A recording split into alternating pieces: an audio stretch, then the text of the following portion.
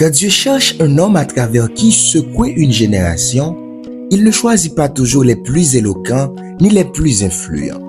Parfois, il choisit un jeune homme caché, brûlé de faim spirituelle et en fait une voix qui refuse de se taire. Ainsi fut Léonard Ravenhill, 1907-1994, un prophète moderne, une conscience pour l'Église du XXe siècle. Converti à 15 ans, en observant la réalité spirituelle de son père, il devint très vite un prédicateur de réveil, un intercesseur intrépide, un homme façonné dans le feu de la prière. Il n'était pas fait pour les foules tièdes ni pour les chairs confortables. Ses paroles brûlaient comme des flammes enflammées. Aucun homme n'est plus grand que sa vie de prière. Il prêchait comme s'il voyait l'éternité ouverte devant lui, rappelant à chacun que le ciel et l'enfer n'étaient pas des métaphores, mais des réalités pressantes. Son ministère traversa l'Angleterre, l'Irlande, le pays de Galles, puis l'Amérique, toujours marqué par le même cri. L'Église a besoin d'un réveil, pas d'un divertissement. Il inspira et marqua A.W. Tozer, David Wilkerson, Paul Washer et des milliers d'autres. Mais plus que son influence, c'est sa vie secrète qui fit de lui un géant spirituel. À travers cette biographie, tu découvriras un homme brisé mais intrépide, blessé mais debout, qui osa croire qu'une vie de prière pouvait changer une génération. Son héritage est clair. Si le feu de Dieu ne brûle pas dans les églises, c'est que nous avons appris à nous contenter des braises. Salut, que la grâce soit sur ta vie. Bienvenue sur cette chaîne. Dans cette série, chaque vidéo est une plongée dans la vie de celles et ceux qui ont marqué l'histoire par leur foi, leur passion et leur engagement. Des biographies inspirantes, des parcours bouleversants, des réveils spirituels, tout cela pour nourrir ta foi et t'encourager dans ta marche. Si ce contenu t'interpelle, abonne-toi, clique sur j'aime et surtout, partage cette vidéo avec quelqu'un qui a besoin d'être encouragé aujourd'hui. L'histoire de Léonard Ravenhill commence à Leeds, en Angleterre, en 1907. Issu d'un foyer modeste, mais marqué par la piété, il grandit au contact d'un père dont la foi vivante et authentique allait bouleverser sa destinée. Ce ne fut pas une prédication éloquente, ni une croisade évangélique qui marqua son cœur en premier lieu, mais le témoignage silencieux d'un homme qui connaissait Dieu. À 15 ans, le jeune Léonard fut saisi d'une conviction profonde. Son père possédait une réalité spirituelle qu'il n'avait pas. Cette comparaison lui fit voir son vide intérieur. Confronté à son péché et à son besoin d'un sauveur, il cria au Seigneur et fut puissamment converti. Cet instant devint l'encre de toute sa vie. Dès ce jour, son cœur fut consumé par le désir de partager Christ. Il s'engagea dans le témoignage personnel, les réunions de prière ferventes et l'évangélisation de rue. Très tôt, il rejoignit un mouvement de piété appelé les Holiness Trackers, les marcheurs de la sainteté. Ces jeunes hommes n'étaient pas charismatiques au sens moderne. Ils ne parlaient pas en langue, ils n'avaient pas de manifestations spectaculaires, mais ils étaient animés d'une soif ardente pour la sainteté, une détermination inébranlable à poursuivre Dieu à tout prix. Leur style de vie était radical. Ils parcouraient l'Angleterre et le pays de Galles en poussant une charrette contenant une tente qu'ils dressaient le soir. Chaque jour, ils entraient dans de nouveaux villages, prêchant avec intensité, appelant les âmes à la repentance. Souvent, ils restaient 2 ou 3 semaines dans une localité. Parfois, la puissance de Dieu tombait si fortement que leur séjour se prolongeait en campagne de plusieurs mois. Ces jeunes hommes vivaient avec un sac à dos pour tout bagage et un zèle brûlant comme seule richesse. C'est ainsi que Léonard Ravenhill, à partir de 1931, âgé de seulement 24 ans, devint un évangéliste itinérant. Ses prédications étaient directes, sans artifice, mais pénétrées de la crainte de Dieu. On le décrivait comme ardent, passionné, intrépide, courageux. Sa conviction principale résonnait déjà. Il doit y avoir un réveil dans l'Église. Pour lui, l'Évangile n'était pas une théorie ni une option culturelle. Les âmes perdues étaient une urgence. Dès ses débuts, une vérité éclatait déjà dans sa bouche. Le seul moment où tu peux dire Christ est tout ce dont j'ai besoin, c'est qu'en Christ est tout ce que tu as. C'était le point de départ d'une vie qui allait bouleverser des multitudes. On va continuer la plongée dans sa vie tout en soulignant le côté académique, sa formation spirituelle dans ces années 1930 et 1940. Après son enfance marquée par la vie de prière de sa mère, l'exemple d'un homme spirituel de son père, les récits de réveil de John Wesley et de Whitefield et l'exemple d'une église fervente, Léonard Ravenhill prend une décision capitale: se former pour servir Dieu.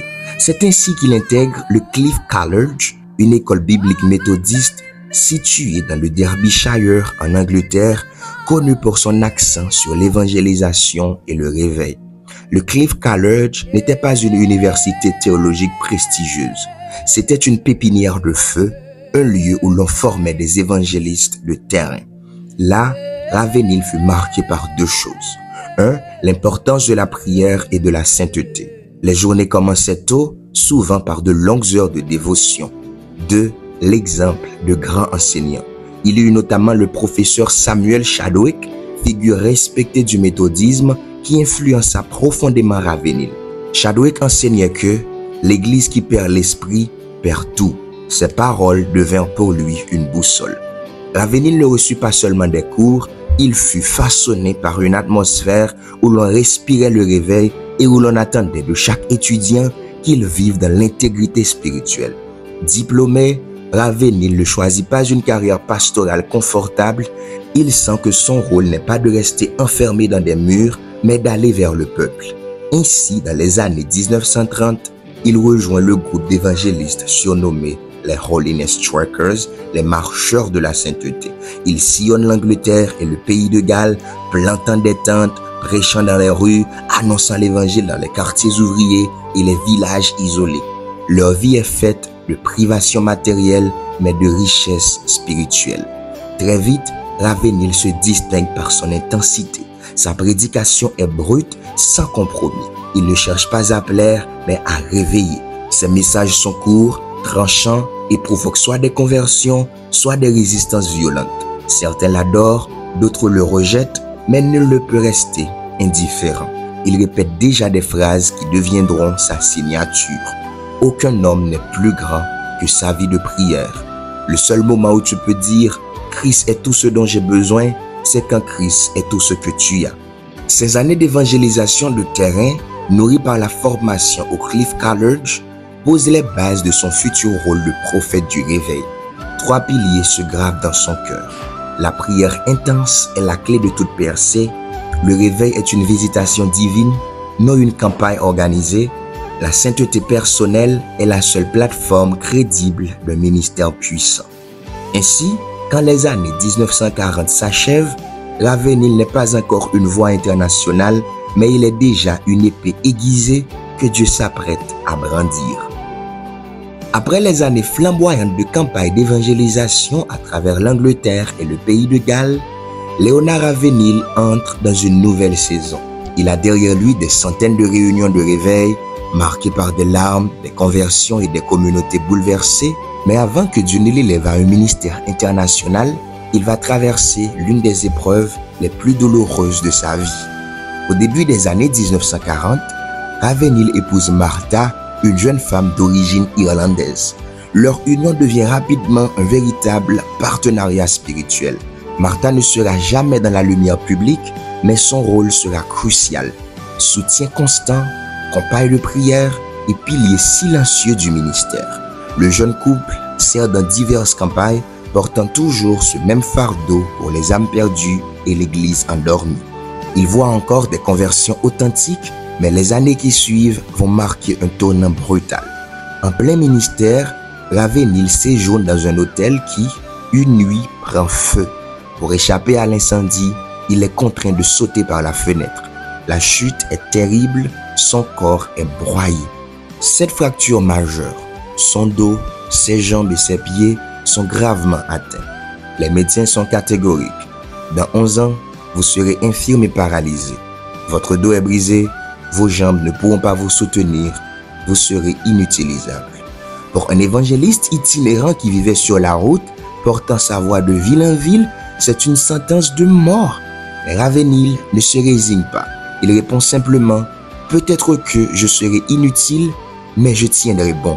Sur les conseils des médecins et pour sa convalescence, Ravenhill et Martha s'installent en Irlande, pays natal de Martha. Pendant 2 à 3 ans, ils endurent une guérison lente et douloureuse. Ses nuits sont traversées par la souffrance, ses journées par l'incapacité. Mais cette immobilisation devient un creuset spirituel. Dans cette obscurité, Ravenhill apprend à prier comme jamais auparavant. Il n'a plus les routes, ni les foules, ni les tentes. Il n'a que Dieu, son épouse et le silence. Ce temps de solitude le prépare, le brise et le purifie. Malgré les prédictions médicales, Ravenhill reprend progressivement ses forces. Et bientôt, à la surprise générale, il recommence à prêcher, mais il n'est plus le même homme. Désormais, il parle avec une autorité encore plus tranchante car il a regardé la mort en face. Ses campagnes en Irlande et en Angleterre connaissent une intensité nouvelle. Là où il prêche, la conviction de péché tombe comme un poids. Les réunions durent des semaines, parfois des mois, des centaines se convertissent et de véritables réveils locaux éclatent. Son message central se cristallise. Le réveil n'est pas un événement planifié, c'est Dieu qui descend. L'Église ne sera jamais plus forte que sa vie de prière. La sainteté est la condition d'un ministère durable. Dans ces années d'après-accident, Ravenhill est convaincu d'une chose. La croix n'est pas un symbole religieux, c'est une expérience de brisure. Lui-même en est devenu le témoin vivant. Il confiera plus tard: la seule chose qui m'assurera continuellement la victoire par le sang de Christ, c'est ma dévotion personnelle à lui, mon adoration quotidienne. Plus que mon service, plus que mon argent, que je l'aime, que je l'adore, que je l'exalte. À la fin des années 1950, alors qu'il reprend pleinement son ministère, Ravenhill sent un nouvel appel de Dieu. Cette fois, ce n'est pas seulement l'Angleterre ou l'Irlande, une nouvelle terre s'ouvre devant lui. L'Amérique. Les invitations venues d'outre-Atlantique se multiplient. L'Amérique, en pleine effervescence religieuse, cherche des voix fraîches, capables d'inspirer une église prospère, mais souvent superficielle. En 1958, Ravenhill, son épouse Martha et leur fils prennent une décision radicale. Quitter l'Europe pour s'installer aux États-Unis, à Minneapolis. Pour eux, ce n'est pas une aventure géographique, c'est une obéissance spirituelle. Ravenhill est convaincu que Dieu l'appelle à porter son message de sainteté et de réveil dans ce pays en plein essor. Dès son arrivée, une chose frappe. Sa prédication ne ressemble en rien à ce que les Américains entendent habituellement. Ici, les sermons sont souvent organisés, logiques, parfois teintés de légèreté. Ravenhill, lui, prêche comme un prophète de l'Ancien Testament. Ses mots brûlent, son ton transperce et ses appels à la repentance dérangent. Les foules américaines découvrent un accent britannique, mais surtout une intensité spirituelle inégalée. Quand Ravenhill parle, on ne peut pas rester indifférent. Certains l'embrassent comme un messager de Dieu, d'autres le rejettent comme trop radical. Son style ne transmet pas seulement de l'information, il provoque une crise de conscience. Il pose des questions qui coupent. Connais-tu vraiment Dieu? Quand es-tu prosterné pour la dernière fois devant sa majesté? Ton église est-elle vivante ou déjà un tombeau blanchi? C'est en Amérique que Ravenhill croise le chemin de notre géant spirituel, Hayden Wilson Tozer. Auteur, pasteur, mystique moderne, Tozer avait déjà écrit La poursuite de Dieu et la connaissance du Saint. Quand il entend Ravenhill, il reconnaît en lui un frère d'âme. Tozer dira plus tard: on ne peut pas rester neutre envers Ravenhill. Soit on l'aime, soit on le hait. Entre eux, une profonde amitié naît. Tozer encourage le ministère de Ravenhill et Ravenhill trouve en Tozer une confirmation.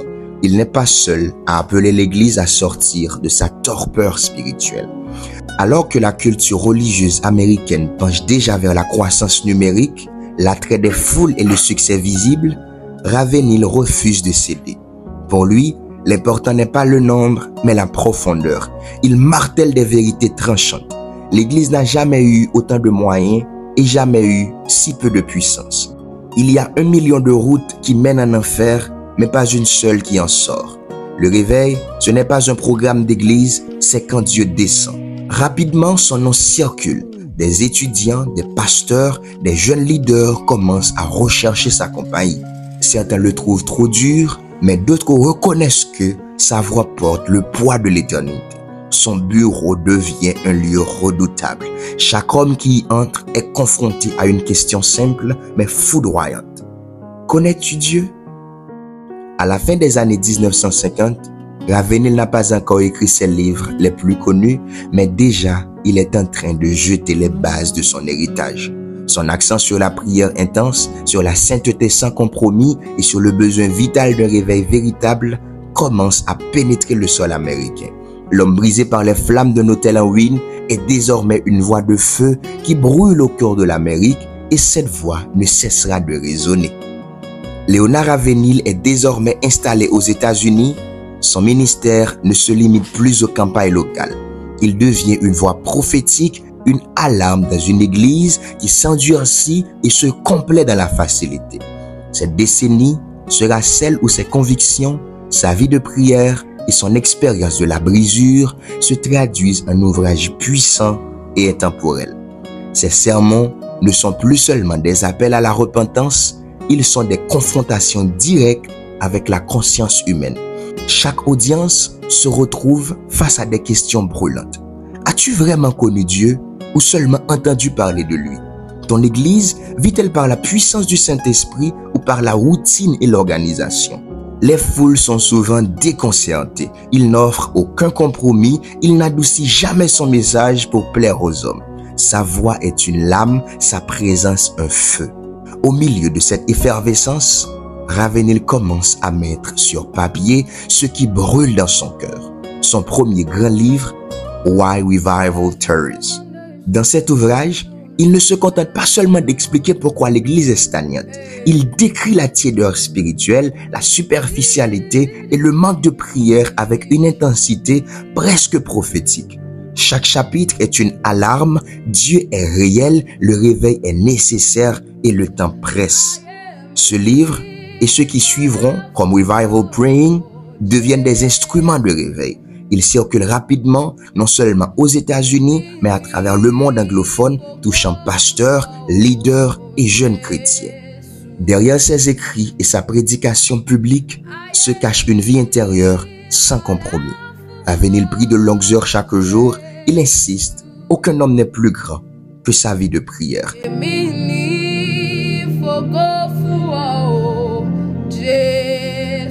Cette discipline spirituelle n'est pas optionnelle pour lui.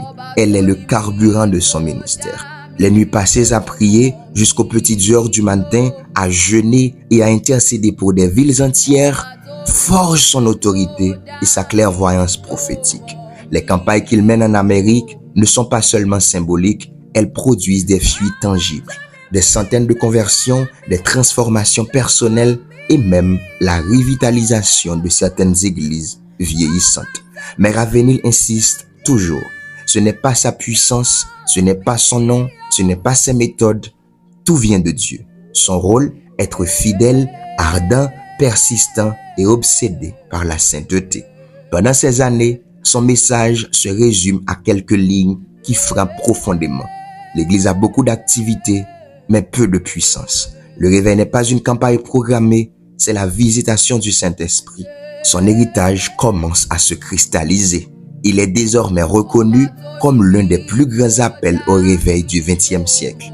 Un prophète vivant qui ose dénoncer la tiédeur avec amour mais fermeté.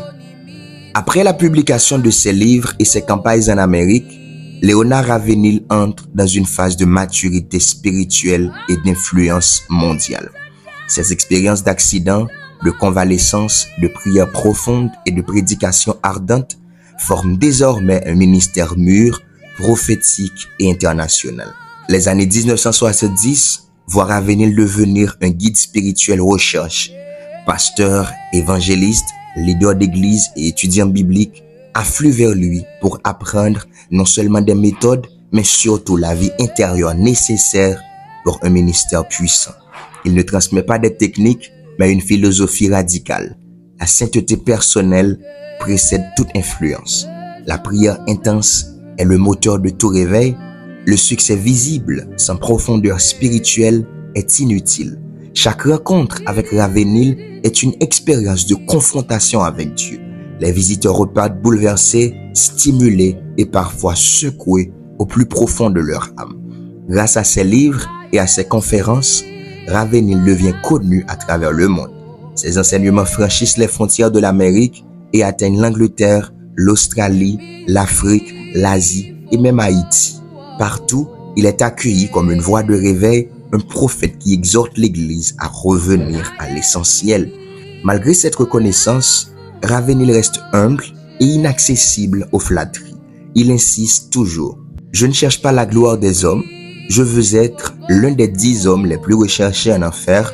Je veux que les démons disent: Jésus je connais, Ravenhill je connais. Les discours de Ravenhill deviennent légendaires pour leur puissance et leur clarté. Il parle en phrases courtes, percutantes, qui frappent le cœur comme des flèches enflammées. Les années 1970 et 1980 voient une résurgence de la prière et du réveil local inspiré par Ravenhill. Les pasteurs relatent des conversions massives dans leur ville, des mouvements de jeunes et des églises revitalisées. Le fil conducteur, l'urgence d'une vie consacrée, radicale et centrée sur Dieu. Ravenhill devient ainsi le symbole vivant que l'on peut traverser le feu, l'épreuve et la douleur et en sortir avec un ministère plus puissant et prophétique que jamais. Au sommet de son influence, Ravenhill transmet cette vérité simple mais implacable. Le fond de l'affaire est ceci: nous ne connaissons pas Dieu. Nous connaissons la théologie, nous savons des choses à son sujet. Mais pourquoi Jésus est-il venu? Pas seulement pour sauver les pécheurs. Il a dit: je suis venu afin qu'ils connaissent toi. Chaque sermon, chaque livre, chaque conversation devient un héritage pour les générations futures, un appel à la sainteté, à la prière et au réveil. Alors que les décennies passent, Leonard Ravenhill devient plus qu'un évangéliste. Il incarne une vision, un modèle de vie consacré et une voix prophétique intemporelle. Son ministère, ses écrits et son exemple continuent de transformer l'Église mondiale bien après que sa voix physique se soit tue. Ravenhill laisse derrière lui un modèle inégalé de discipline spirituelle. Ses heures de prière quotidiennes, souvent jusqu'aux petites heures du matin, ses jeûnes prolongés et son intercession fervente montrent que tout ministère puissant naît dans l'intimité avec Dieu. Les ouvrages de Ravenhill, dont Why Revival Tarries and Revival Praying, ne sont pas de simples livres. Ce sont des armes spirituelles et des manuels de réveil utilisés par des générations de pasteurs et de leaders à travers le monde. Ces écrits portent toujours le même message: la tiédeur est mortelle, la sainteté personnelle est indispensable, le réveil authentique et la visitation de Dieu, pas une série d'événements planifiés. Des milliers de lecteurs témoignent de conversion, de réveils locaux et de transformations radicales dans leur vie grâce à ces enseignements. Ravenhill ne craignait pas la confrontation. Ses sermons frappaient les cœurs, provoquaient des décisions et dérangeaient souvent ceux qui se complaisaient dans la sécurité spirituelle. Pourtant, il n'était jamais motivé par la critique ou le désir de gloire. Tout venait de l'amour pour Christ et de l'urgence de voir l'Église vivante. Mieux vaut mourir que trahir Christ, martelait-il. Ce credo guida sa vie entière et inspira des milliers d'âmes à choisir l'absolu plutôt que la compromission. Aujourd'hui encore, l'influence de Ravenhill se fait sentir. Ses enseignements ont inspiré des mouvements de réveil sur plusieurs continents. Des générations de pasteurs et d'évangélistes continuent d'utiliser ses livres comme boussole. Son message résonne encore aujourd'hui. Nous ne cherchons pas le réveil, nous cherchons Dieu. Si nous obtenons Dieu, nous obtenons tout. Ainsi s'achève la vie terrestre de Ravenhill. Mais son héritage est éternel, un homme brisé par les épreuves, affiné par la prière, ardent dans la prédication et désormais immortel dans l'histoire de l'Église et dans le cœur de ceux qui osent le suivre dans la radicalité de Christ. Chère génération, cette vie doit nous parler.